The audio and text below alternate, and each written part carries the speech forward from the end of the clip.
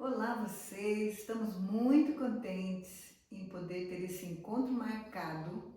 Deus prepara encontros porque Ele tem planos para a sua vida, para a nossa vida. Então Ele prepara os encontros e como é bom quando a gente se encontra nos encontros de Deus. Nos vemos nos planos e nos sonhos de Deus. E aqui, planejando e sonhando, nós fizemos uma enquete com nossos alunos, nossos amigos, sobre qual assunto eles gostariam de ser atualizados dentro dos nossos grupos. E o assunto que ganhou é saúde mental. Todos nós estamos precisando muito. Não sei se você conhece um ditado, é bem antigo, ele diz assim: de perto, bem perto, ninguém é bem certo. Então, na verdade, nós precisamos muito de acertos e de regulagem na nossa vida a partir do momento que a gente nasce. Então, a lógica da vida, ou o que é óbvio na vida, nem sempre está ligado. Esse botãozinho nem sempre está ligado na nossa vida e na vida da maior parte das pessoas. E especialmente na área das emoções, a saúde das relações. É sempre muito importante a gente estar revendo esses temas e atualizando. Aí nós temos uma convidada muito especial, que é a Cíntia Bini. Prazer. Ela é jornalista, ela é neuropsicopedagoga. Aqui ela está atuando como missionária, já tem um roteiro de missões que trouxe bastante experiência para ela. Ela é casada com o Josimar e tem o Rafael. E eles estão aqui no Monte Oreb para nos abençoar. E tem uma bênção especial que faz muito tempo que eu queria tanto ter essa oportunidade de gravar, quanto posteriormente para poder também rever o assunto, que é um assunto muito denso e muito importante para esse nosso tempo. E agora calhou exatamente da nossa enquete pedir esse assunto. As relações familiares. A lógica da vida nas relações familiares. A lógica da vida em tudo. Eu gostaria de dizer para vocês em primeira mão que a Cíntia, ela é a co-criadora da lógica da vida, co-criadora porque foi Deus que deu para ela isso, né, Cíntia? Sim. É uma linha psicoterapêutica, é uma linha psicológica que talvez você nunca tenha ouvido, porque no canal dela ela tem algumas explicações, alguns conteúdos ali, mas do jeito que você vai ver agora você nunca viu, desde o começo até o final. Então, nós vamos ter aqui um bate-papo muito gostoso com a Cíntia e eu desejo desde já que você seja muito abençoado e que a sua vida entre na lógica da vida. Amém. Vamos então, a palavra vai ser sua para dizer para nós como que tudo isso começou primeiro. Começou eu precisando, né? Eu acho que essa busca que foi tão sincera, porque era no meu momento, eu estava precisando disso. Eu não estava bem, para quem não me conhece, eu sou adventista de berço, filha de pastor, sempre nasci em São Paulo, mas sempre nos mudamos muito, né? Já passamos por Belém do Pará, Belo Horizonte, Juiz de Fora, já passei pelo colégio e chegou uma época da minha vida que eu estava bem fora da lógica da vida e não estava bem comigo mesma. E eu comecei a buscar coaches, terapeutas, psicólogos e nada disso ainda tinha conseguido me convencer de uma maneira que causasse essa transformação que eu precisava. E num momento de desespero, orando a Deus, pedindo muito, apareceu para mim algo diferente, que eu ainda não tinha ouvido falar. E aquilo fez muito sentido naquele momento, eu comecei a me aprofundar mais, mas não era muito de Deus. As pessoas que ensinavam falavam contra Deus e muitas vezes, quando a gente vai estudar na psicologia, na terapia, a gente se depara justamente com pessoas que não acreditam em Deus e que muitas vezes até falam que, na verdade, o confiar em Deus, religião, é o que limita a gente para estar curado, né, emocionalmente. E aquilo me deu muito medo, eu orei, eu falei, Senhor, se não é de Deus, então eu vou sair fora. Mas eu tive um sonho naquela noite, e eu sonhei com Daniel e seus amigos. E não tinha nada a ver, porque não era tema de nada que eu estava estudando. E eu falei, ok, Daniel e seus amigos, vamos reler a história. E eu fui lá reler e eu falei, tá aí. Eles estavam passando por problemas muito sérios, estavam, né, num local diferente, passando por um momento difícil. E mesmo assim eles estudaram sobre tudo, sem perder a sua base. E aí fez toda a diferença. Eu falei, tá aí, é isso que Deus quer de mim. Ele quer que eu estude, mas que eu não perca a minha base. Então eu passei a fazer uma oração. Senhor, tudo que for do Senhor, que for bom para mim, que eu aprenda, que eu entenda, que faça sentido. O que não for do Senhor, que não funcione, que eu não entenda, que eu não consiga ver a lógica. E foi literal. Durante o curso, várias vezes, algumas coisas eu literalmente não entendia. E eu pedi explicação, e eu sou uma aluna bem participativa. E eu perguntava para a professora, e a professora chegou até a perder a calma comigo algumas vezes, falando, mas não é possível, com 4 faculdades, pós-graduação, e você não está dando conta de entender isso aqui. E eu falava, não estou conseguindo entender. E ela literalmente escreveu, faltou desenhar para mim e não entrava. E aí, quando eu voltei para casa, eu falei, gente, é isso.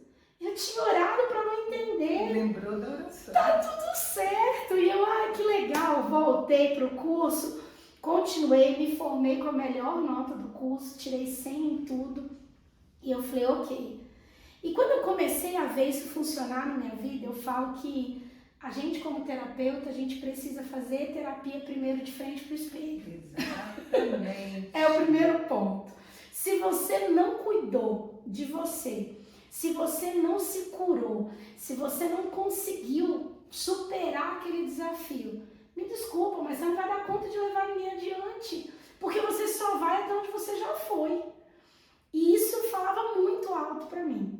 E eu comecei agora então a modificar a minha vida. Eu já sabia quais eram as coisas e eu falei, ok, deixa eu fazer as transformações que eu estou precisando. Não foi nada fácil. Eu literalmente comecei do zero. Deixei tudo para trás, como dizem, queimei a ponte. Fui em frente para uma cidade onde eu não conhecia nada nem ninguém. E começamos do zero. Entramos numa casa sem nada. Nos mudamos com o que cabia no carro. Vendemos tudo, doamos o resto para não ter para onde voltar mesmo. E começamos. E fez muito sentido. A gente começou a prosperar como nunca, começamos a melhorar o nosso relacionamento como casal, como pais, com a família. E de repente veio a pandemia. E a gente se viu, agora, meu Deus, a gente mudou contando com certas coisas, mas tudo bem, a gente está seguindo o certo agora. E nesse momento, Deus mostra pra gente um outro caminho. E ficou nítido que quando a gente está na lógica da vida, na lógica de Deus, não importa o que está acontecendo em volta no mundo, como a pandemia foi. Deus providenciou e foi a melhor época da nossa vida, onde nós moramos no melhor lugar que a gente já morou, no Máximos Resort. Estávamos num lugar maravilhoso, com toda uma infraestrutura que na pandemia fez toda a diferença, porque a gente tinha dentro do próprio condomínio, com um carro novo, com um emprego, ganhando mais do que a gente já tinha ganhado em toda a nossa vida. É como se eu ganhasse 10 e estava ganhando 120 agora. Era uma coisa assim, tremenda, e a gente viu as coisas fechando e eu falei, meu Deus, como pode? E nesse meio tempo, a gente durante a pandemia estava com as igrejas fechadas. E gente, eu não sou de esquentar banco nem na igreja, que dirá em frente a uma TV ou um computador. E eu falei, isso não vai dar certo. E o meu esposo teve a ideia de falar, vamos abrir o Zoom então, manda o link aí nos grupos e vamos ver quem é que está a fim de conversar. E a gente começou a conversar com pessoas e ensinar um pouco do que a gente já tinha aprendido para a nossa vida, mas sempre acabava com Deus. A gente ia falando das coisas e acabava no assunto de Bíblia, de Deus, de espiritualidade. E as pessoas queriam saber dos nossos princípios, ficavam muito interessados em relação ao sábado. E a gente começava a mostrar a alegria que era guardar o sábado e aquelas coisas. E apelidaram de Zoom Church. Ah não, isso aqui já virou uma igreja. querer, a gente começou a ter um público, não só do Brasil todo, vários lugares, mas de fora do Brasil, que vinham e entravam, e a gente começou a abrir a sala, né, várias vezes. Começamos só aos sábados, depois, resumindo, abrimos o dia todo, todos os dias a gente abria, durante o ano inteiro, sem falhar um dia a gente abriu essa sala do Zoom, e as pessoas entravam e tinha gente que tinha dias que tinha 5, tinha dia que tinha 100, e era uma coisa, e a gente falava, meu pai do céu, e não tinha roteiro, gente, igual aqui hoje, não tem roteiro. Nada escrito e nada exatamente combinado. Nada. E aí a gente falava, caramba, o que a gente vai falar?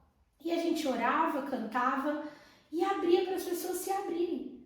E aí elas começavam a contar, e um dia marcante foi o que uma das meninas falou, eu estou muito mal porque aconteceu com a minha filha, o que aconteceu comigo na infância. E ela abriu que tinha sido abusada pelo pai, e agora o pai dela havia abusado da filha. E aquilo foi tremendo, todo mundo ficou... Porque era um lugar seguro. A gente falava muito, aqui não tem julgamento. Você pode se abrir, aqui ninguém se conhece pessoalmente, ninguém vai usar isso contra você, não está sendo gravado, e a gente não gravava as reuniões, e a gente começava a falar. E várias pessoas foram se abrindo naquele dia, contando que também tinham passado por abusos. Eu também relembrei o meu caso.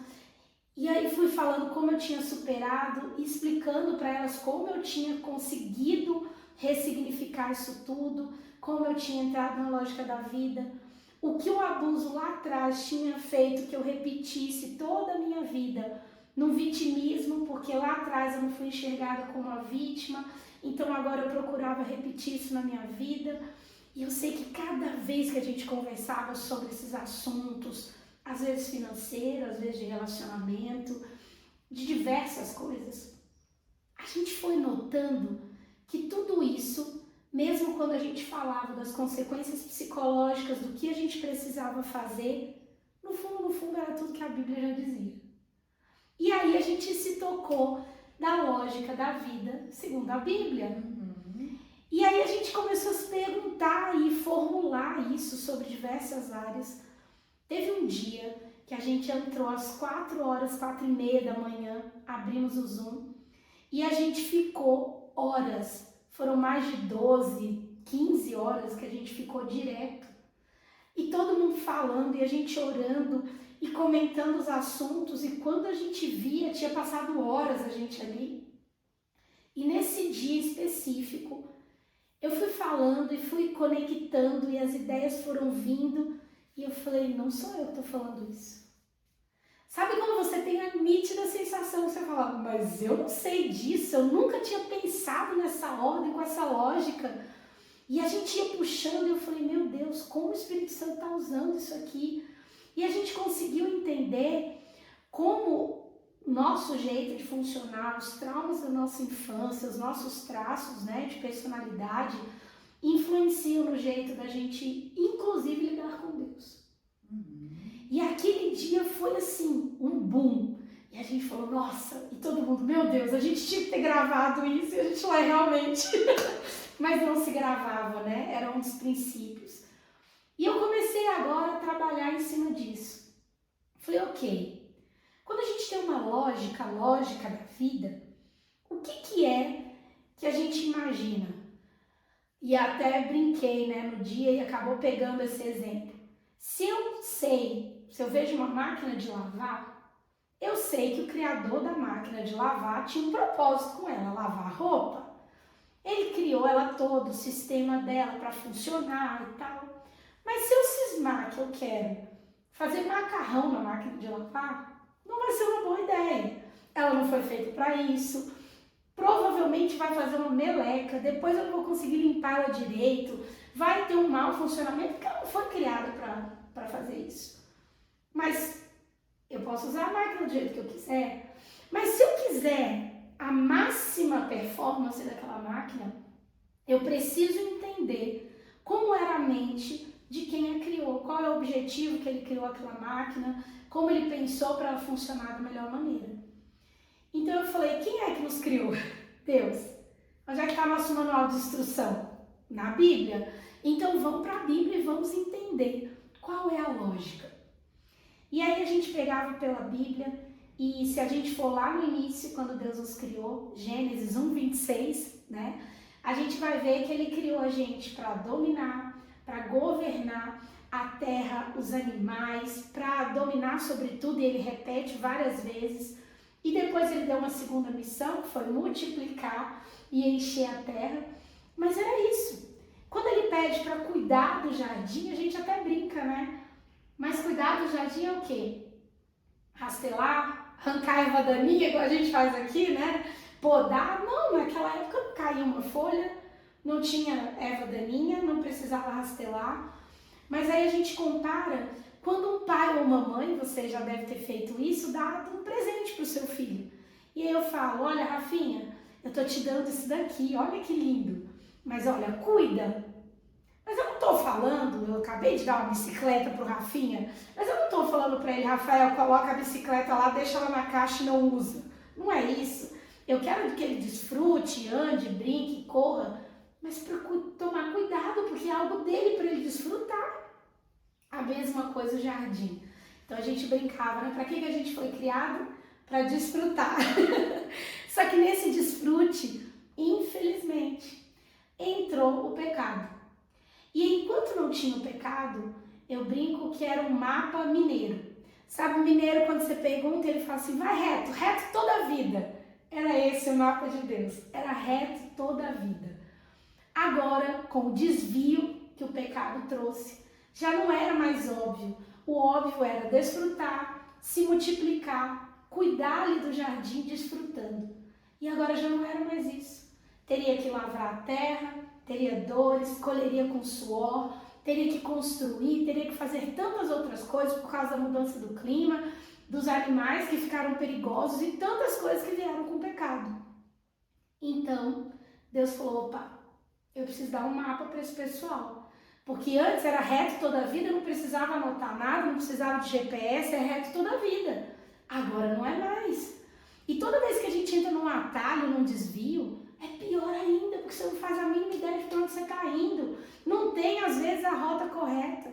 Então Deus dá um mapa, um GPS para a gente se guiar, que é a Bíblia. Onde ele vai te falar de tudo. Ele vai falar sobre o seu relacionamento com os pais, ele vai sobre filhos, sobre finanças, sobre amigos, sobre fofoca, sobre comida, sobre dinheiro, sobre tudo. E se você quiser se dar bem na vida, se você quiser desfrutar o melhor da vida, você precisa entender qual é a lógica da vida e o que ele te alertou de como lidar com essas coisas. E é tão interessante que se a gente for ver hoje grandes coaches, grandes psicólogos que nem acreditam em Deus, vão te aconselhar coisas que, se você for ver, a Bíblia já falava há muito tempo. Já estava lá. Essa história de devolva 10%, pegue 10% da sua renda e distribua, faça uma benfeitoria, né? Ajude alguém. Gente, o dízimo não é à toa que Deus fala, porque para nossa mentalidade, quando eu tiro e devolvo os 10%, quando eu dou uma oferta de gratidão, eu estou colocando na minha cabeça que eu sou próspero, que eu estou abundante. Eu tenho para devolver, eu tenho para viver. Para dar.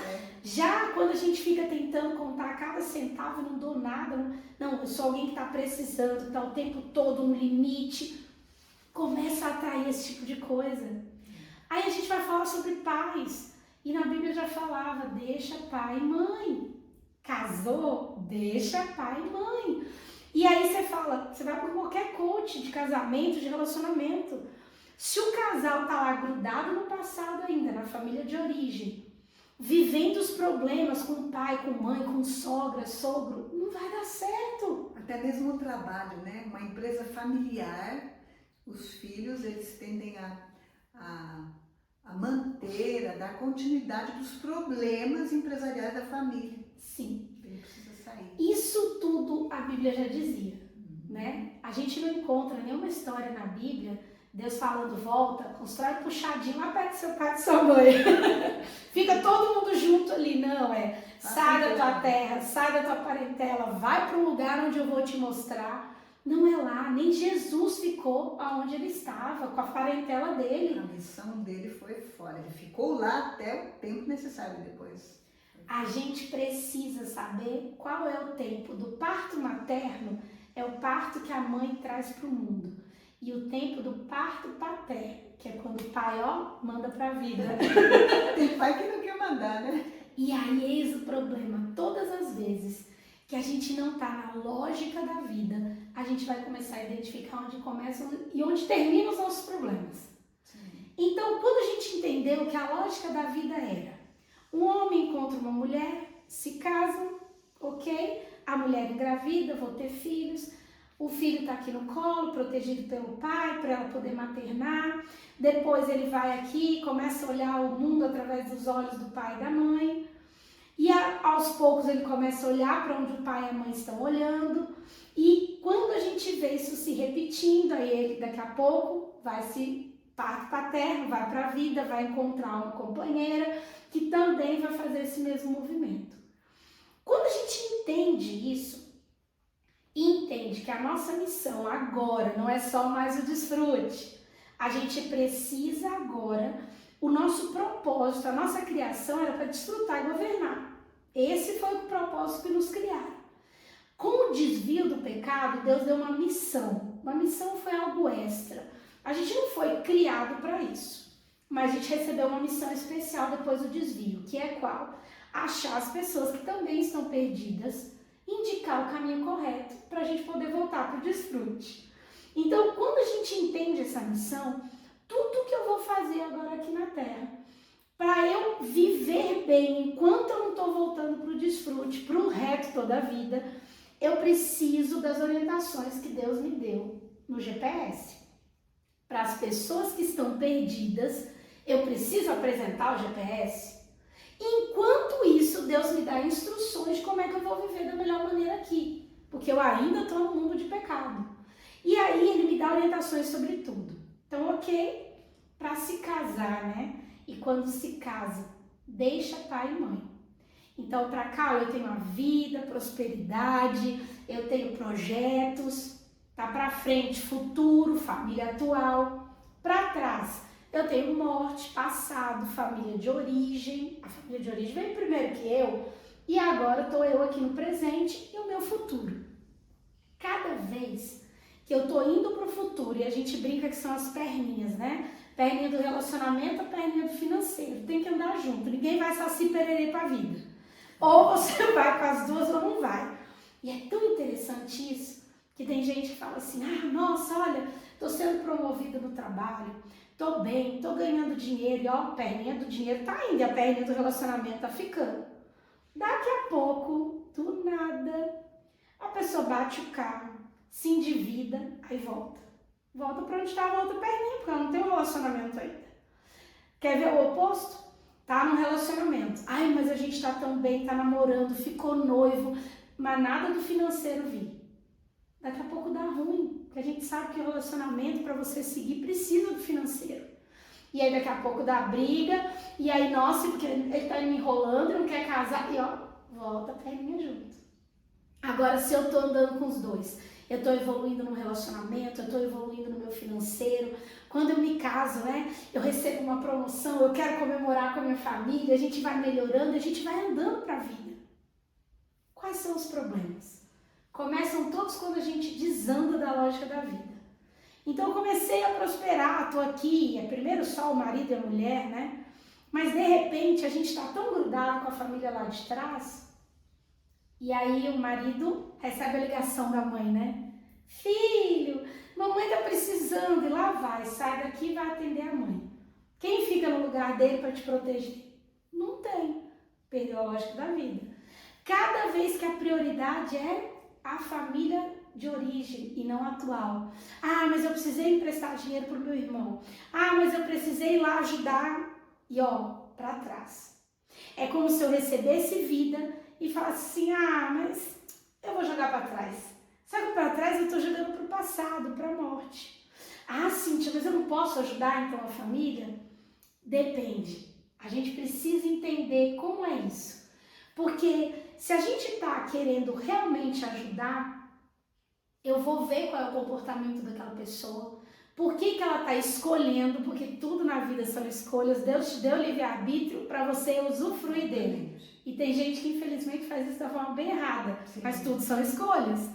Então quando a gente entende isso, você entende que o seu irmão que vive endividado está escolhendo ficar endividado. Gastar da maneira errada.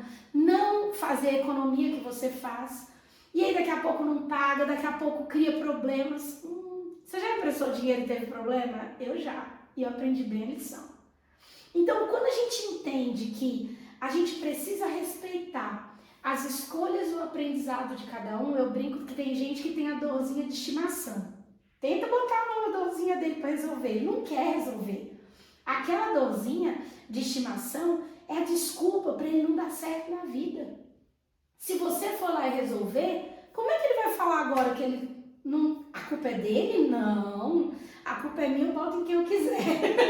Mais ou menos como uma pessoa com uma doença severa, crônica, muito tempo na vida doente, e aí chega um momento que ela nem está em condições de querer a cura, porque ela vai ter que mudar completamente a vida dela, vai ter que ser honesta com ela.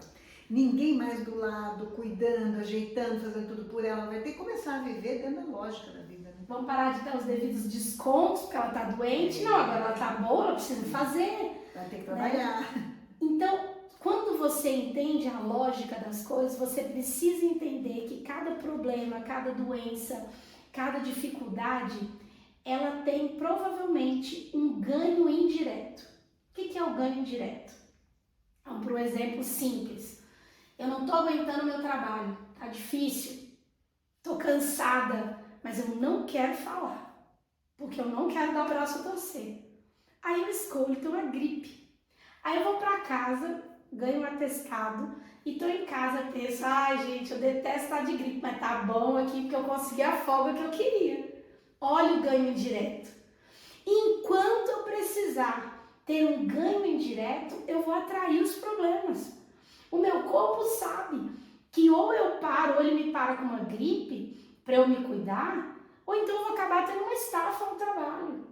Olha que interessante. Você já ouviu que nem toda doença, na verdade, é para alertar para a gente algo que a gente precisa olhar e cuidar, não para nos matar. É o sinalzinho vermelho lá no painel do carro, né? Eu vou e quebro o sinalzinho e não faço nada a respeito. Eu não conserto o carro, né? Então é literalmente isso. Quando eu entendo o que eu ganho com isso, você vai entender qualquer coisa que esteja acontecendo com você. A lógica da vida, quando você olha para o seu corpo e entende, poxa, por que eu tô com essa gripe?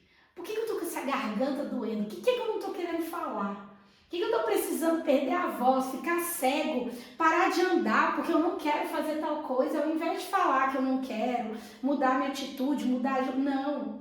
Eu prefiro que o meu corpo me dê, grite, porque daí quando você me ligar e me pedir, eu falo assim, até queria, mas não posso. Não posso, tô doente, não vou poder te ajudar. Não era melhor eu falar, não quero te ajudar? Vamos falar desse lance aí de ajudar. Nós cristãos gostamos muito e é a nossa missão. Nós somos chamados a ser luzes e sal. Dar tempero, dar sabor, iluminar e fazer alguma coisa pelo próximo. Fazer alguma coisa por nós mesmos e pelo próximo. Todas as pessoas que não trabalham dão trabalho. Todas as pessoas que não vivem para servir, na verdade, elas são infelizes. Eu não continuo esse ditado, não serve para viver. Não é que ela não serve, ela é infeliz. Sim. Porque tudo na natureza criada foi criada para servir. Então, nós gostamos de ajudar. Aí a pessoa começa a estudar a Bíblia e ela descobre o quanto é gostoso ela sair dela mesma e fazer coisas para os outros e ver a alegria dos outros. E depois ela se volta para a própria família, tem muita coisa para resolver numa família, ninguém pediu nada, mas ela quer salvar todo mundo. Principalmente se ela foi criada para ser uma pessoa para resolver problemas desde criança. Normalmente, os filhos de pais disfuncionais, onde teve o álcool, onde teve abandono, onde teve rejeição. Então, eles... Amar era cuidar e suportar, né? Exatamente. Então, ela só aprendeu a cuidar e suportar. Sim. Presta atenção nessa expressão, cuidar e suportar. Ela só aprendeu isso, ela levou isso para a vida. E vai repetindo isso. Ela acha que isso é amor. Exatamente. E ela quer salvar todo mundo, e não só da família, quanto fora e no trabalho. De repente ela está numa situação de saúde que está perdendo a sanidade mental e já está pensando em se matar. Que a gente faz. Olha, eu já atendi uma moça, você quase que descreveu o caso dela. E era incrível, que o dia que eu cheguei pra ela e falei, fulana, e se hoje então, ao invés desse cara que tá te dando tantos problemas e tal, chegasse um homem que te desse tudo de bom, suprisse, te cuidasse, ela, isso não existe. Eu falei, mas por que não existe? Não, isso é historinha. Tá, não, peraí. Se chegasse esse cara hoje pra você, um cara que trabalha, que te sustenta, que pode te dar uma vida boa, isso é golpe. Eu falei, meu Deus, ela não consegue nem acreditar que existe, que seja pra ela. Ela acha que é um golpe. Tá, mas e se esse cara mesmo assim te amasse, pedisse, mas eu vou fazer o quê? Eu falei, você vai desfrutar a vida? Você vai se arrumar, você vai cuidar da sua casa, dos seus filhos, ele trabalha, ele tem condições, você não precisa mais trabalhar, ficar se matando para sustentar ninguém, que era o oposto que acontecia. Aí eu falei, não, isso aí não é pra mim não, eu acho que eu não ia nem saber viver. Aí eu falei, meu pai, tá aí, matou a charada, é exatamente isso. Tem hora que você foi tão programado, tão traumatizado, a gente fala as memórias base, né? A sua memória base de amor é cuidar e suportar. Não é desfrute. Ó, o desfrute lá de trás que a gente perdeu com o pecado. Que quando alguém chega e fala, não, mas é só se aceitar, é de graça, é vir desfrutar, dominar, eu tô aqui pra você, que é o que Deus fala pra gente. Você não consegue acreditar, só isso não existe. Não sabe relaxar, não sabe tirar férias. Não sabe descansar. Não. E infelizmente, essa pessoa sai tão fora da lógica da vida, né? E aí a gente volta aí um pouquinho para a questão dos papéis. Qual é, na lógica da vida, o papel do homem e da mulher? Né? O papel do homem é de cuidar, prover, né? E o papel da mulher é o de ser submissa, todo mundo adora isso, né? Submissa ao marido. E o que é ser submissa ao marido? Submissão é quando você ajuda na missão principal, a sua é a submissão. Se eu sou submissa ao meu marido e ajudo ele na missão principal, eu preciso descobrir qual é a missão do marido. A missão do marido cristão, então, que é proteger, amar, cuidar da esposa, e a missão da mulher, que é a submissão. O que é uma submissão? Ajudar na missão principal.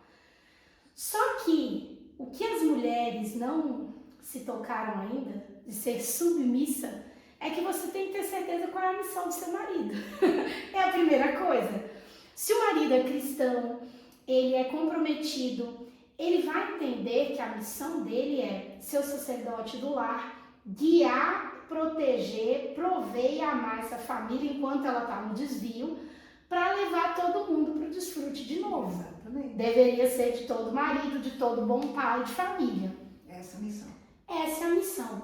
Então, qual é a minha submissão? Ajudar ele na missão dele. E qual é a missão dele? Me proteger, cuidar de mim, me ajudar também com a espiritualidade, prover para o lar. Como é que eu não ajudo o meu marido na missão? Sendo aquela mulher chata.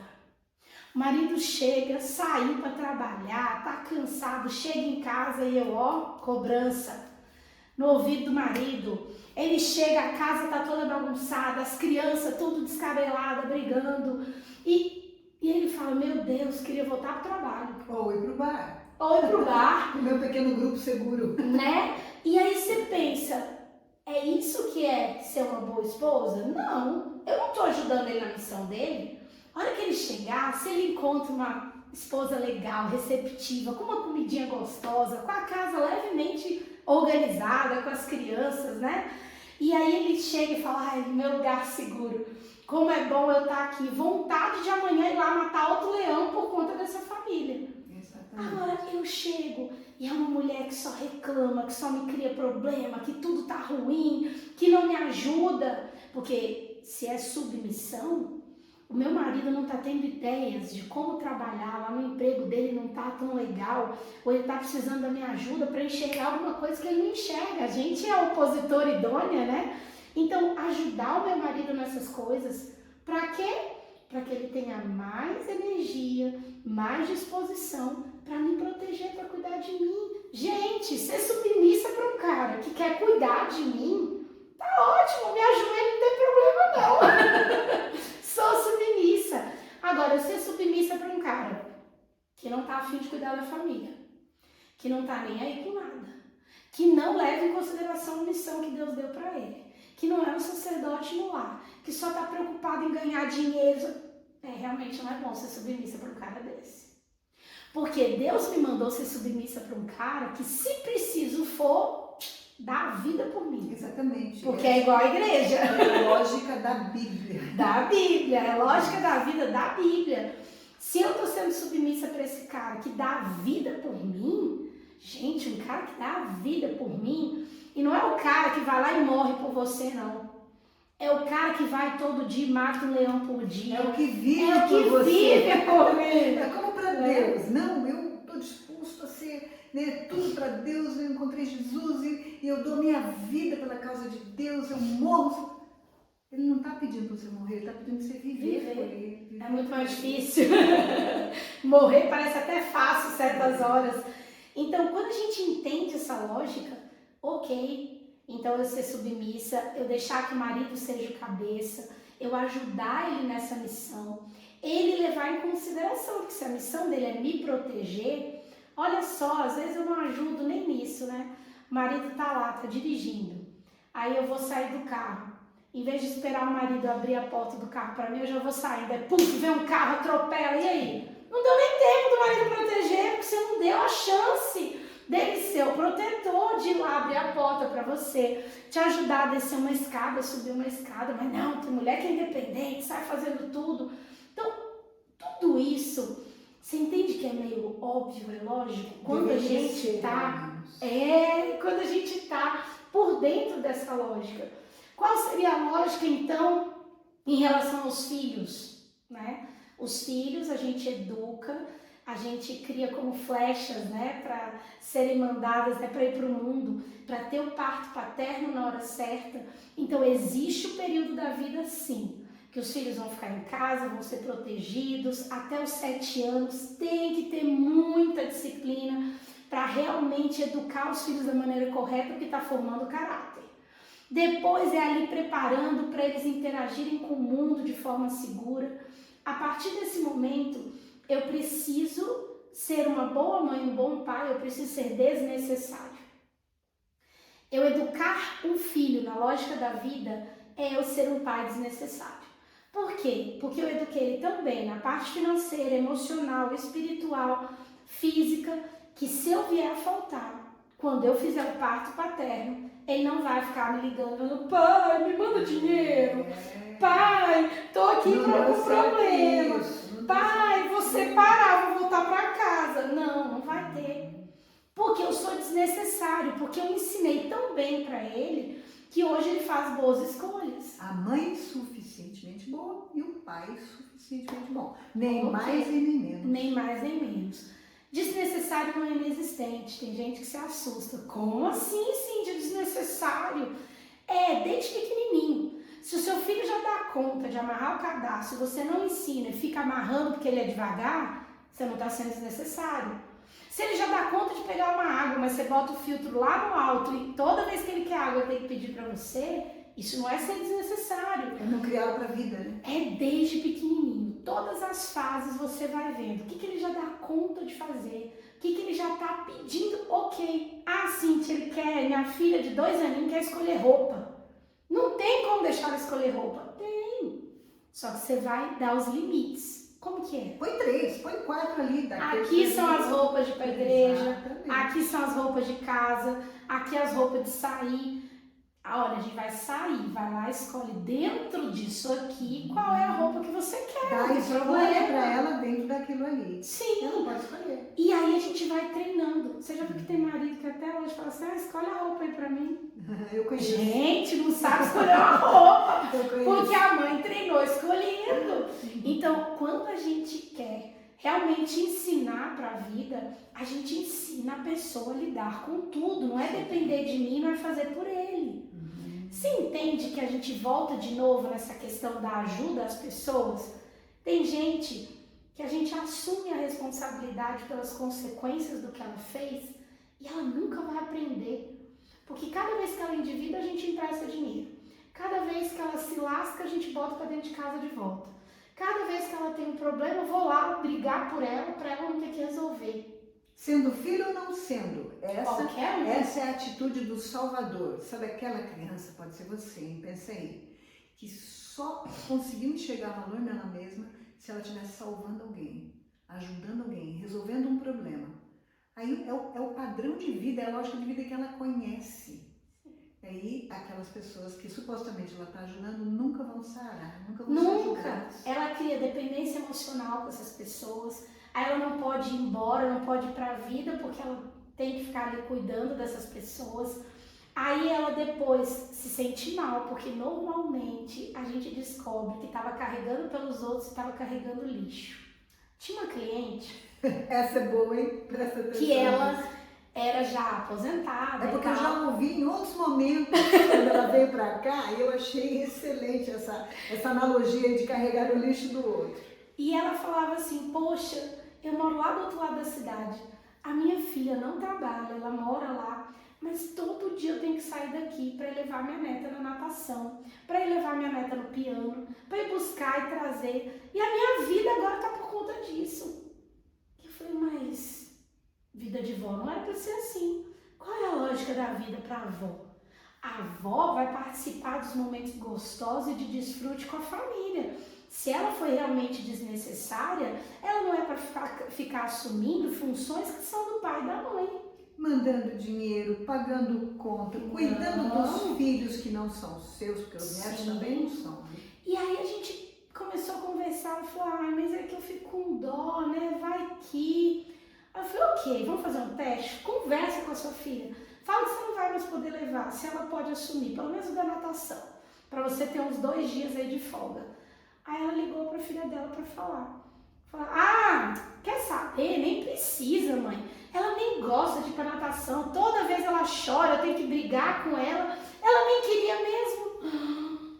Tava carregando lixo. Carregando lixo. Aí sabe aquela coisa que você sempre faz pela pessoa e você fala assim, desculpa, eu não vou poder fazer mais. A pessoa fala assim, tá bom, eu também não queria fazer mais não. Carregando lixo. Perdi meu tempo, durante todo esse trajeto achando que tá fazendo uma coisa tão boa como... Você quer ver outra coisa? É a medalha de merda. Palavrinha ruim, desculpa gente, mas é impactante mesmo, é pra te chocar. São os filhos que não entenderam a lógica da vida agora em relação ao filho, em relação ao pai. Se o pai tem que ser desnecessário, o filho precisa, isso tá no mandamento, fazer o quê? Honrar. E como é que eu honro? Eu honro cuidando. Não, se fosse cuidar, ele falava, cuida. Eu amo obedecendo. Não, ele obedece, ele se honra.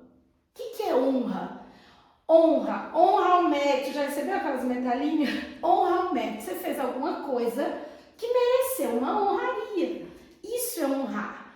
É você ser a filha do Reginaldo e falar, nossa, olha lá que legal. A filha do Reginaldo. Você viu a filha da Maria Antônia? Que legal que ela... Olha que família. Isso é ser honra. É ser uma medalha para o seu pai e para sua mãe.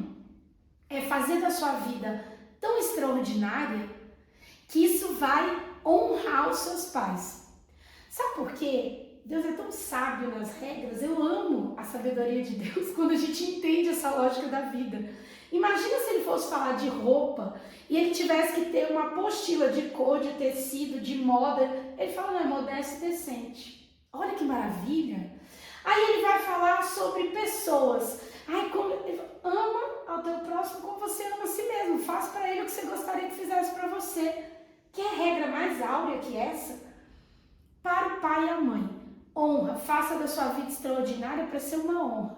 E ele não falou assim, honra se sua mãe deu conta de te ensinar direito. Se ela foi uma ótima mãe, se ela foi funcional. Se ele não foi bêbado, não abusou de você. Não. não tem nada disso. Imagina se Deus mandasse a gente obedecer. E você pega um pai que é bêbado, que abusa da criança e manda ela ficar pelada na frente dele e eu tenho que obedecer, porque é meu pai. Não, seria terrível. Não, mas eu estou obedecendo o mandamento. Não, não foi isso que ele falou. Cuida. Aí você tem uma mãe doente, que fica doente para prender um filho o tempo todo do lado dela em casa. O filho não pode fazer mais nada. Não pode casar, não pode nada. Minha vida é o meu filho, eu não posso abrir mão dele. E a vida do filho? Né? Então Deus foi muito sábio, ele disse honra. Então você precisa honrar. Honrar é o fazer da minha vida extraordinária. E sabe o que é o mais legal? A gente encontra um monte de pai e mãe que às vezes está lá o filho, não foi para a vida, está lá cuidando do pai e da mãe. E aí você vai conversar entre os pais ou a mãe com uma amiga e ela fala, pois é, fulaninho tá aí, né? Quantos anos, menina? 40 anos, tá em casa. A gente ajuda, né? E ele, por outro lado, tá lá na rodinha dos amigos falando assim, fazer o quê? Eu não podia mudar, né? Eu aceitar essa proposta para ir lá para os Estados Unidos, ia ficar longe da minha mãe precisa de mim. Medalha de merda. Infelizmente, não é uma medalha de honra. Porque ele não foi para a vida, ele não está honrando o pai e a mãe. Você pode ver, o filho está longe. Meu filho está lá não sei aonde. Olha, ele está trabalhando, ele tem filhos, ele tem não sei o quê. Cara, essa é a honra para o pai e para a mãe. Eles têm orgulho de falar disso. Aí quando fala do que ficou, fala, isso aí tá aí, né? A gente tá ajudando. Pois é. E como é triste você descobrir que às vezes ganhou a medalha errada. Verdade. Agora tem uma outra situação que me incomoda muito e me deixa muito triste. Quando a gente não enxerga a lógica da vida por trás disso. Porque entra o dinheirinho no meio. Sim. Então, a lógica da vida é honrar meu pai e minha mãe. Nem sempre eu vou poder cuidar de meu pai e minha mãe. Nem sempre. E eu tenho que acionar toda a família, porque eu não sou só, se eu for a única filha, assim mesmo eu ainda vou me preparar para não acabar com a minha vida cuidando de uma pessoa de idade, seja lá quem for. A não ser que eu só queira ser um cuidador de idoso, aí é diferente, né? Tá.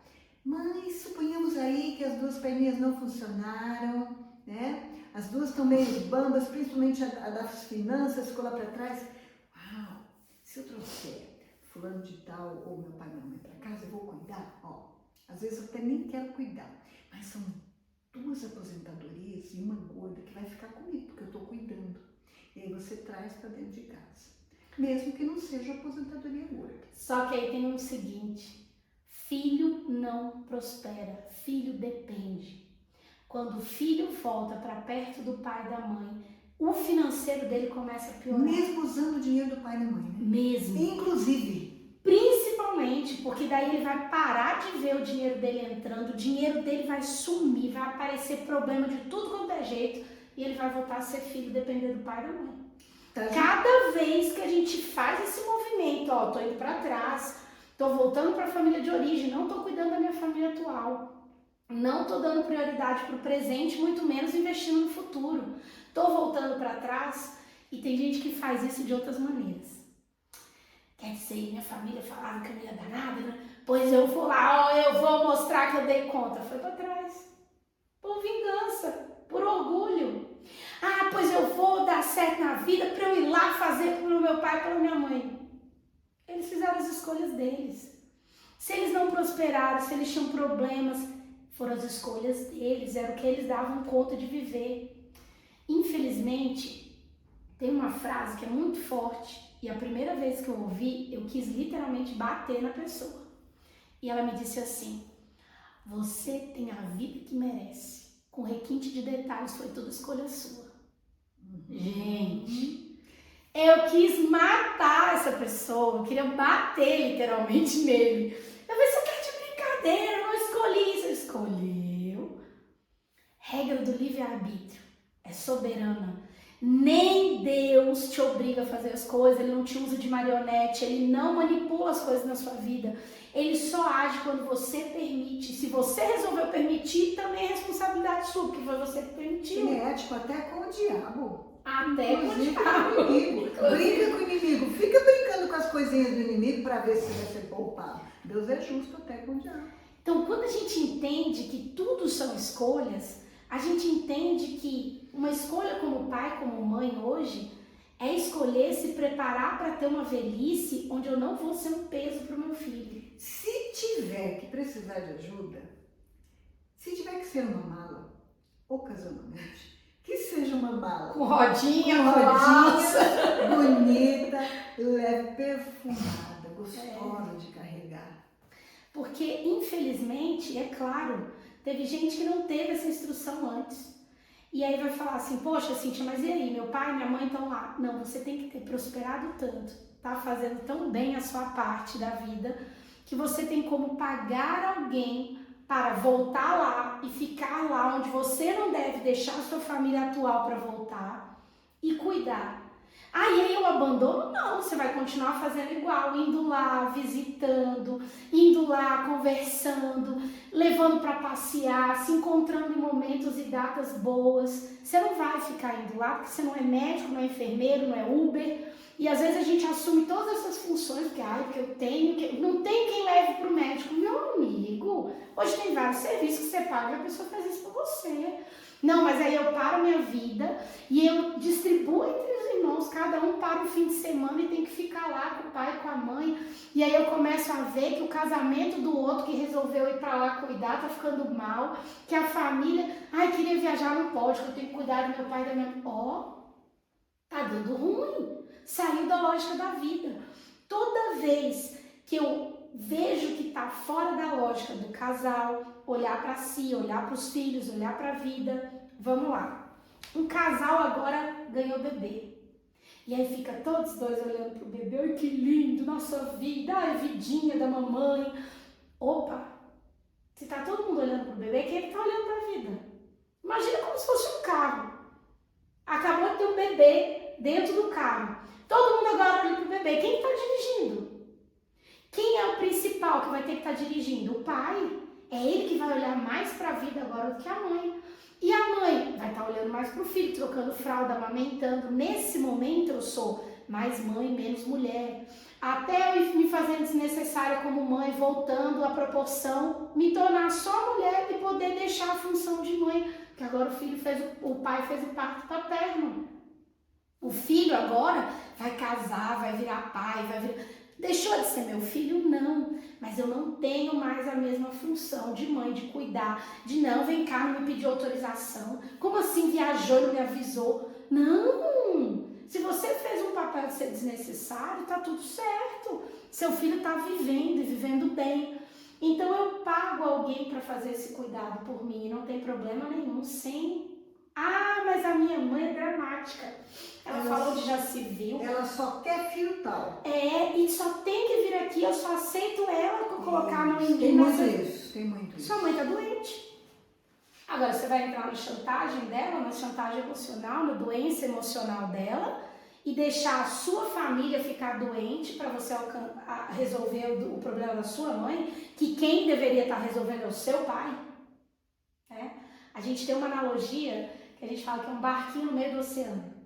Mas é um barquinho que só tem 2 lugares. Tô eu no barquinho e tá se afogando meu pai e meu esposo. Para quem eu jogo a boia? Pro meu marido. Quem tem que salvar meu pai é minha mãe, não sou eu. Ai, Cíntia, como assim? Eu vou deixar minha mãe se afogar e vou salvar minha esposa? Cadê o marido dela? Mas é porque minha mãe se separou. Por que ela não arrumou um outro homem saudável para estar do lado dela? Então, quando a gente entende as escolhas e a gente entende a lógica, mas e se for meu filho e meu marido? Filho cabe no colo. Não cabe mais no colo, já devia ter feito o parto, ele ganha o barquinho dele. Não é mais o mesmo barquinho para ser salvo. A prioridade é o casal, é sempre o casal, né? Os filhos passam um período com a gente prepara e manda eles para a vida. Exatamente. Essa é a lógica da vida. Exatamente. E essa prioridade, ela pode salvar o teu casamento desde o princípio, se você parar para pensar nisso. Porque um filho, apesar de que a gente não escolhe nem o gênero, né, a gente não escolhe o rosto, o tipo de filho, a gente não escolhe. Mas ele vai vir ali na lógica da vida e vai ser o nosso filho por algum tempo, certo? E nem nós o escolhemos e nem ele nos escolheu. Um pai ou mãe, você não escolhe teu pai, você não escolhe tua mãe, você não escolhe irmão, você não escolhe o que mais? Tem uma parentela, não tem exatamente como escolher, né? Agora, um esposo você escolhe, uma esposa você escolhe, e é pra vida inteira, foi a sua escolha. Tá aí o único que você não pode reclamar, porque foi você que escolheu. Você que escolheu. Você precisa pensar muito antes de entrar nessa, né? E olha, aí, tem que dar prioridade para ele. Sim. Tem que dar prioridade para ela. Muitas vezes eu atendo, principalmente mulheres, né?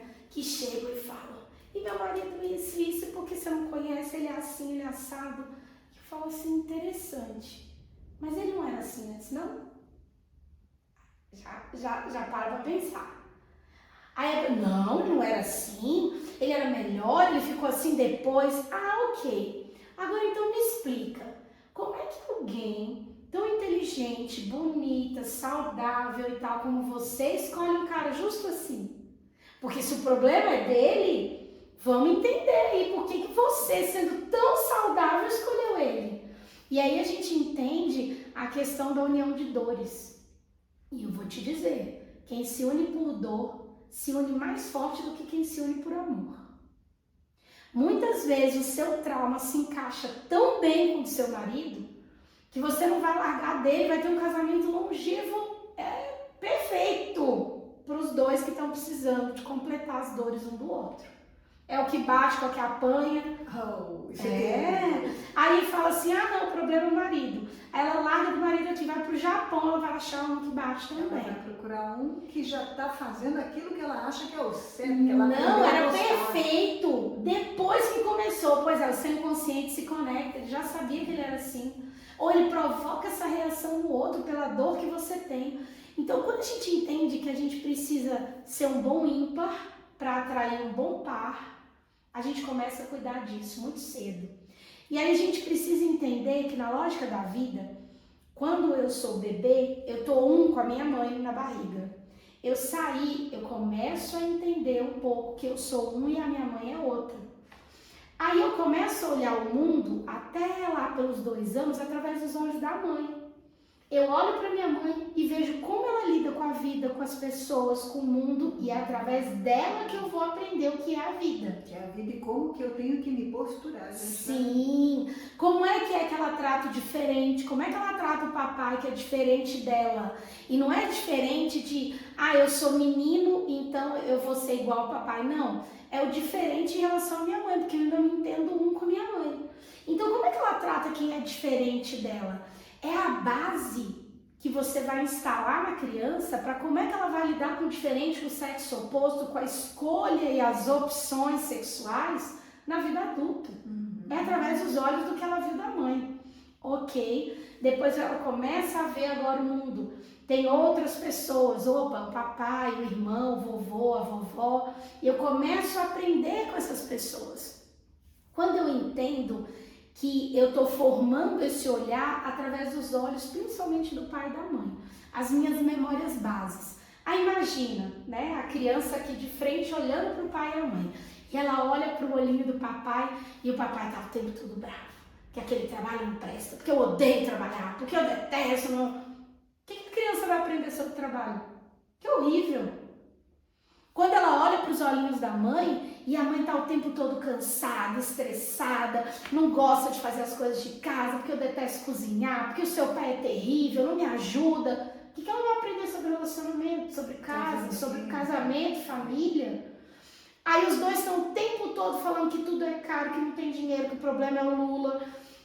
O que eu vou aprender sobre a vida financeira? Né? Então eu olho através dos olhos dos meus pais. Lá pelos 5, 6 anos eu começo agora a ter uma outra visão e olhar mais para o mundo. Já formei o que eu precisava formar de memória base.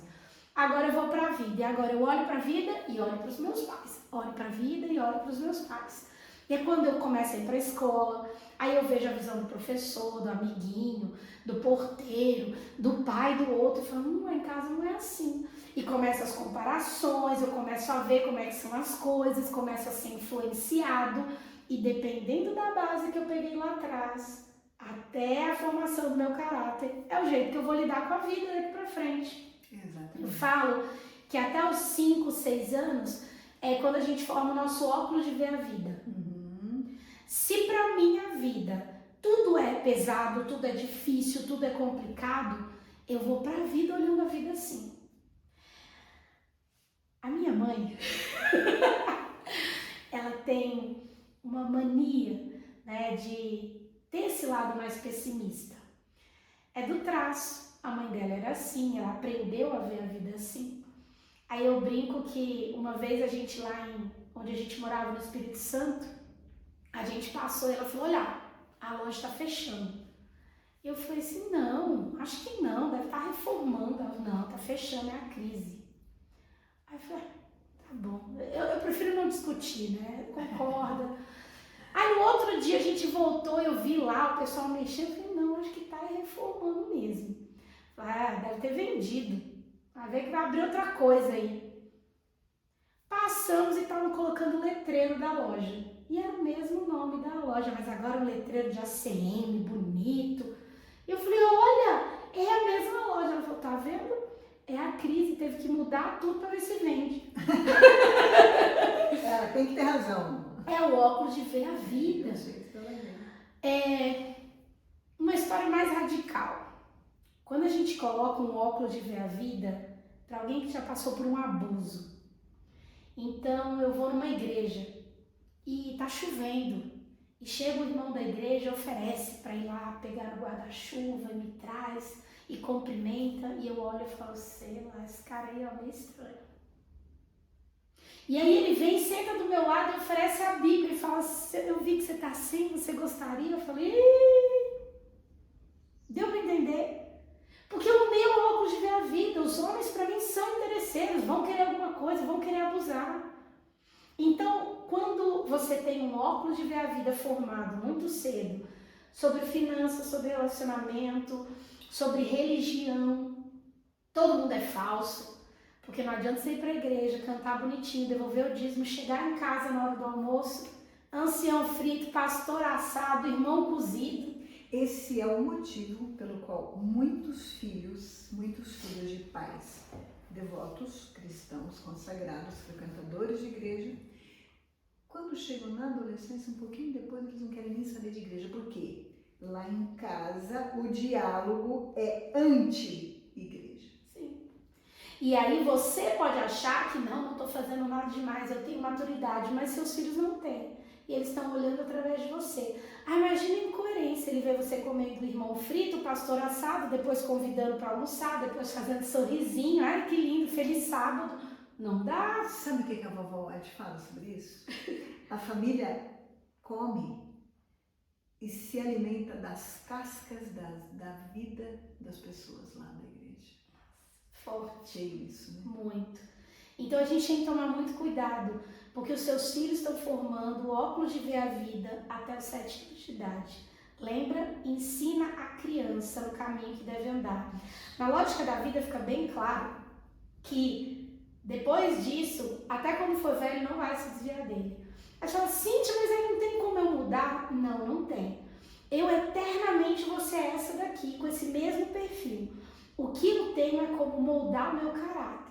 Eu entender o que foi ruim, o que o trauma gerou de defeito, de qualidade, aperfeiçoar, dar uma puxada, uma segurada aqui, mas falar que eu vou mudar, não muda. É o manejo, né? Eu posso manejar. Manejar, mas eu não vou mudar o que formaram para mim lá na minha infância. Posso manejar e entregar para Deus o controle da minha vida. Sim. Mas é uma luta contínua. Paulo, né? Esmurro meu ser, reduzo a servidão, continuo fazendo o mal que eu não queria fazer, eu acabo fazendo, o bem eu não dou conta, e é isso pro resto da vida, né? Então a pessoa que entendeu que para ela amar era ver alguém cuidando, se sacrificando, suportando, agonia, esse desejo por passar por isso o resto da vida. Se ela entender isso e falar, não, eu vou lutar contra, eu não vou fazer isso, eu vou fazer isso.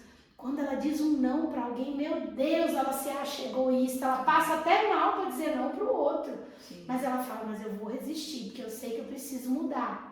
E aí as coisas vão se transformando. Mas falar que ela vai parar de sentir daquele jeito, não para. Vai ser uma luta a vida toda. Né? A vida toda. E ainda bem que com Cristo, com o poder de Cristo na nossa vida, nós podemos fazer esse manejo daquilo que já ficou cristalizado. Né? Sim. Que já ficou ali tão permanente na nossa forma de ser que não tem como tirar. É como as manchas do leopardo, não dá, né? Não. Mas Deus pode dar um novo coração, pode dar uma nova ótica, um novo óculos dentro da analogia. E é até aquela história, né? Irai-vos, mas não pequeis. Eu não tenho como controlar o que eu sinto, mas eu tenho como controlar o que eu faço com o que eu sinto, né? Então começa através dos seus pensamentos. Começou a ter pensamentos, eu falo que uma esposa amargurada, né, ela tá ali lavando uma louça, ela tá, cadê ele que não veio me ajudar, nananã, e tá ali alimentando.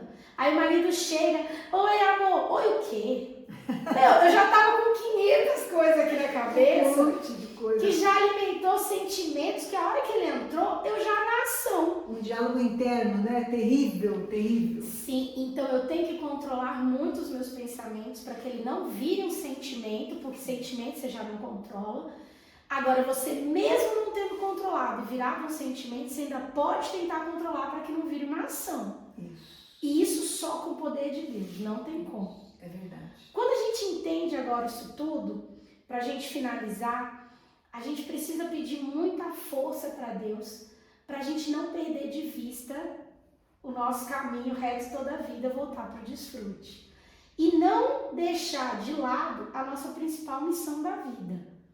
E durante a nossa missão, ser uma boa esposa, um bom marido, um bom filho, seguir a lógica da vida, é um testemunho para as outras pessoas que estão perdidas e vão nos ver seguindo as instruções do GPS e falando, caraca, olha como a vida dela é mais fácil porque ela segue essas regras aí. Eu tô aqui no desvio sem mapa, sem GPS, perdido, tá difícil pra caramba. Fazendo o que dá na telha, fazendo o que o coração manda. Né? Olha como a vida dela é legal com essas regras aí. Agora, se eu sou um cristão carrancudo, pesado, que tudo é regra, que tudo, eu não vejo o lado bom disso, eu não vejo que é pro meu bem, eu não vejo que é leve, que Deus está falando é para me proteger, eu tô o tempo todo reclamando, quem é que vai querer vir nesse caminho? Quem é que vai querer seguir essas regras?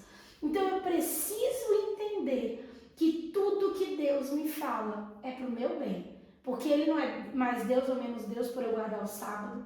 Ele não é mais Deus ou menos Deus se eu deixar meu pai e minha mãe depois que eu casar. Ele não é mais Deus ou menos Deus se eu devolver ou não dízimo.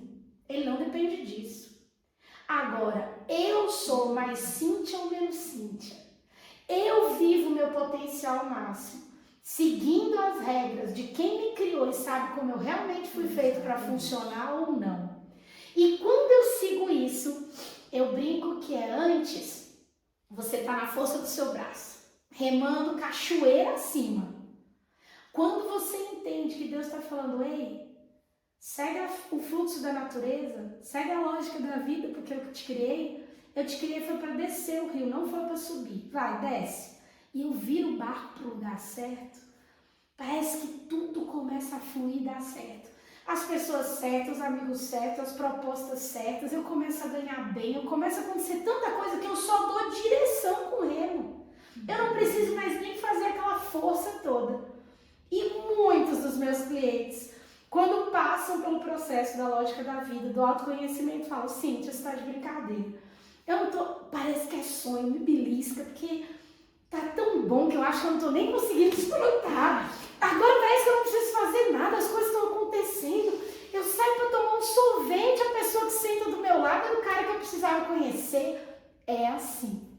Quando a gente tá com essa energia boa, com esses sentimentos bons, focados na missão, eu escolho a roupa certa, a alimentação correta, os lugares corretos, o jeito certo de me portar, porque tudo está alinhado com a minha missão, com o meu propósito e com o meu GPS que é chegar no desfrute, onde Deus quer todos nós. Cumprindo fielmente a parte que me corresponde. Acho que você conhece essa frase. E dentro da logoterapia, o sentido da vida é fazer aquilo que a vida te trouxe naquele dia. É cumprir o teu papel e a tua missão naquele dia, mesmo que você seja um sobrevivente num campo de concentração, como é o caso do autor da logoterapia, o Viktor Frankl, né?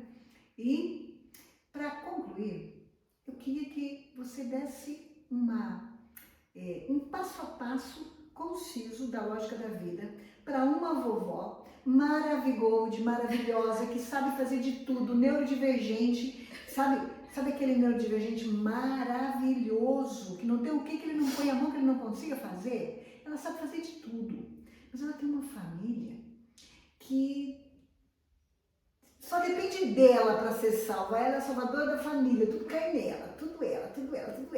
E não só a família, como pessoas de fora do trabalho, o clube de desbravador, a igreja. Ela quer fazer parte da vida de todos e salvar a todos. E ela está morrendo. Fala aí, dá um conselhozinho para essa vovó. Ah, sim, viu? O filho ganha dinheiro, mas ela é que sustenta parte dos netos, ela ainda recebe os netos com problema em casa. É por aí. Vamos lá. Eu acho que tem 3 coisas que eu gosto de falar que a pessoa precisa entender. A primeira é a lógica da vida. A segunda é como ela funciona. Ela precisa se mapear e entender o que ela passou na infância, as memórias bases que foram de amor, de cuidado, de família, o que era que ela viu e que hoje ela acaba repetindo, né? A maldição que se repete de geração em geração.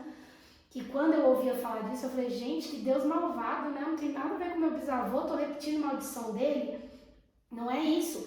É os mesmos comportamentos. O que foi passado vai gerar os mesmos resultados. Faz a mesma coisa, recebe a mesma coisa. Exatamente. Né? Então ela precisa entender mais sobre ela, como ela funciona, para montar um plano de ação que eu chamo do quebra-cabeça. Quebra-cabeça, quando a gente vai montar um quebra-cabeça, se gosta de montar também, a gente pega as pecinhas mais fáceis logo de cara, né? As que tem um cantinho, que eu já sei que são de canto, o que é de meio.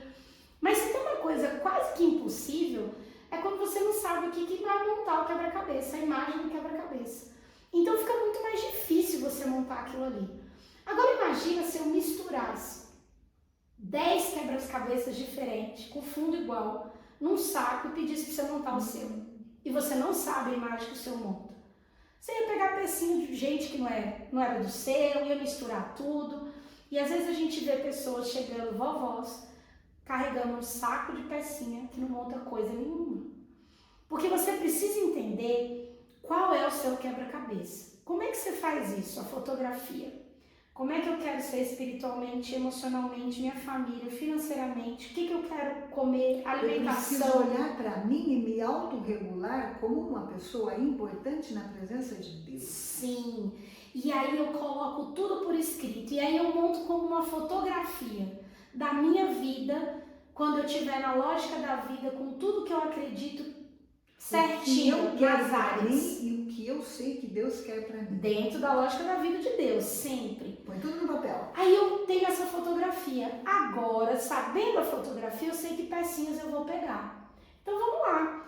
Eu queria ser missionária, estou exercendo a missão com a minha família. E alguém chega e fala assim, Cíntia, e aconteceu. Eu tenho uma casa para você comprar aqui na cidadezinha tal, eu te faço mais barato e olha, tá aqui essa pecinha. Faz sentido para mim? No momento não. Eu quero ser missionária, eu quero estar em todos os lugares do mundo, eu não quero ter casa fixa. Eu não tinha dinheiro para investir naquele momento, eu ia ter que fazer um sacrifício, me endividar. Falei, opa, mas essa pecinha não é do meu quebra-cabeça. Não, muito obrigada. Linda sua proposta, mas não é para mim. Ah, Cíntia, vamos aprender inglês? Eu falo, opa, missionária, mundo todo, faz muito sentido. Essa pecinha eu quero, faz parte do meu quebra-cabeça. Quando eu sei que peças são e que peças não são, eu consigo dizer sim e não mais fácil, ter clareza disso. Eu consigo montar a minha agenda diária. Às vezes a gente corre o dia inteiro, chega no final do dia cansado e fala assim, nossa, corri, não resolvi nada. Né? É o dia que você não pegou a pecinha. Se você se planejar para pegar pelo menos uma pecinha do seu quebra-cabeça por dia, dá prioridade nela, você fala, yes, ganhei o dia. Já tô com uma pecinha aqui no meu quebra-cabeça. É isso que é importante para eu ser pessoa diante de Deus, né? Dentro do meu papel. Todo o resto vai se encaixando. E aí, quando eu entendo isso, fica muito mais fácil. Aí você fala, ai Cíntia, mas eu não tô com forças para fazer isso, eu sei o que tem que ser feito, eu ouço isso muito, mas eu não dou conta. Eu Primeiro, tenho dó dos meus netos, dos meus filhos. sim. Primeira coisa, não é de você que vem a força, então você tem que orar e pedir para Deus. Força de vontade, porque a força vem de Deus, a vontade é sua, mas a força de vontade, que é o que você precisa, é só unindo Deus com a sua vontade. Então, quando eu já sei o que eu quero, já sei a minha vontade, eu peço forças para Deus, eu uno isso, eu preciso fazer a minha agenda emocional. O que é a agenda emocional? É você se conhecer tão bem que você sabe quais são as pequenas coisas que você faz e que te deixam tão bem. Sabe aquela que a gente faz e fala assim, nossa, agora eu vou dominar o mundo. Tô com força para fazer, aquela que você não vê a hora passar, que você faz e você sai com uma energia tão boa que você quer fazer todo o resto. Então você tem que cuidar disso. E por que eu chamo de agenda? Porque se a gente não colocar na agenda, a gente não faz. A gente sabe, eu sei, que eu fico bem pra caramba quando eu converso com alguém. Mas às vezes eu passo o dia inteiro resolvendo coisas e só falando, eu não sentei para conversar com ninguém, porque eu não fui intencional, eu não coloquei na minha agenda, eu não planejei, nem que seja por WhatsApp ou por telefone que seja, mas eu não planejei fazer aquilo para me sentir bem, eu não planejei comer uma coisa diferente, eu não tomei tempo para ir lá fazer um exercício, eu não tomei tempo para ir lá ler um livro. Coisas que você sabe que quando você faz, você fala, nossa, que delícia, estou me sentindo bem. E não é questão de energia, de cansaço. Porque às vezes, eu brinco com meu marido, né? Ele trabalha o dia inteiro, pesado, ele chega em casa, nossa, estou moído. Me dá um Dorflex que eu estou morrendo de dor. Mas eu vou ali jogar bola, já volto. E volta da bola que parece um menino de 12 anos. E eu falo, nossa mãe, rejuvenesceu. E no outro dia acorda cedo e vai lá trabalhar. Se eu tivesse dado um Dorflex para ele dormido cedo, no outro dia ele ia estar sem vontade nenhuma de levantar para trabalhar. Porque ele não recuperou a bateria emocional. A agenda emocional é quando você faz aquilo que te deixa empolgado, com energia, para fazer o que você realmente precisa de energia física para fazer. Exatamente, e cuidar de uma família disfuncional sozinho, porque nós já ensinamos a família a fazer isso, vai acabar a nossa bateria, a nossa luz. É isso aí, gente, eu espero. Foi um papo grande, mas muito proveitoso. Espero que você tenha um tempo especial para ouvir tudo que foi falado aqui, seu caderninho, sua canetinha, e nós desejamos que você entre na lógica da vida.